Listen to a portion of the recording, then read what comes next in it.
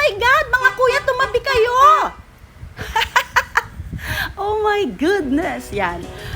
Magmula doon sa Abulalas, kumaliwa kami kasi mag-shortcut kami going to Palapat. Tinuro kami ng isang residente doon at pwede daw kaming dumaan dito.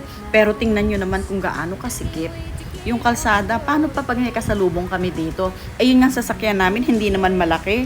Pero mukhang mahuhulog na siya doon sa ibaba ng bukid. So, yan. So, pero ang ganda ng lugar, in fairness. At talaga namang parang gusto kong tumira dito. Weh! So, yan. Sabi namin, ang sikip. Pero, sabi, nakakadaan ba yung malaking sasakyan dito? Pero may nakita naman kaming van. Kaya sabi namin, ibig sabihin, sanay siya, taga rito siya kasi van yung minamaneho niya. Ang kami, ang liit ang sasakyan, pero mukhang mahuhulog na kami sa Pilapil o doon sa baba ng bukid. So, ayan, binabagtas po namin ang kahabaan ng makipot na kalye palabas sa Palapat. Nasa Hagonoy, Bulacan po kami. Yan, baka iniisip po ninyo kung nasaan kaming Palapat. So, yan. Oh, just imagine, may resort. Sayang, hindi nakadiretso yung aking camera. So, may resort pala doon. Kung di ako nagkakamali doon, naligo si na kuya ko. I don't know if that was 2 months ago. So, yan. Palabas na kami dito sa Malsikip na kalye. Oh my gosh. Akala ko Palapat na to, may simbahan. So, which way? Kanan or kaliwa? Ngayon lang ako napunta dito makapagtanong nga. Yan. Nasaan naman ang pagtatanungan? Wala naman yatang tao dito. Parang ghost na. Oh, yun. Ay, dumaan si kuya. Yan, yung nakakolong. Sabi niya, sinesenyasan niya kami. Kumanan daw kami kasi yung pakaliwa, papunta daw yun sa Parong-Parong. O, di ba? Ang gaganda ng pangalan dito. May Palapat, may Parong-Parong.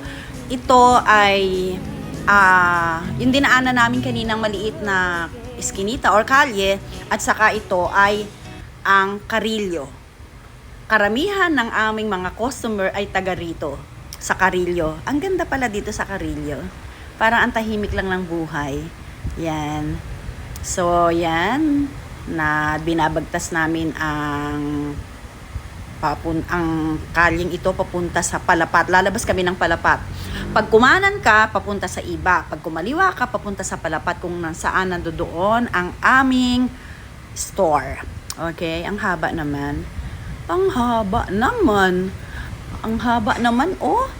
Ayan. So, malapit na siya. Kuya, medyo tumabi ka at baka kuya ba yun o ate? Parang ating kuya. So, medyo tumabi ka, baka mahagip ka, nakalagpas na kami.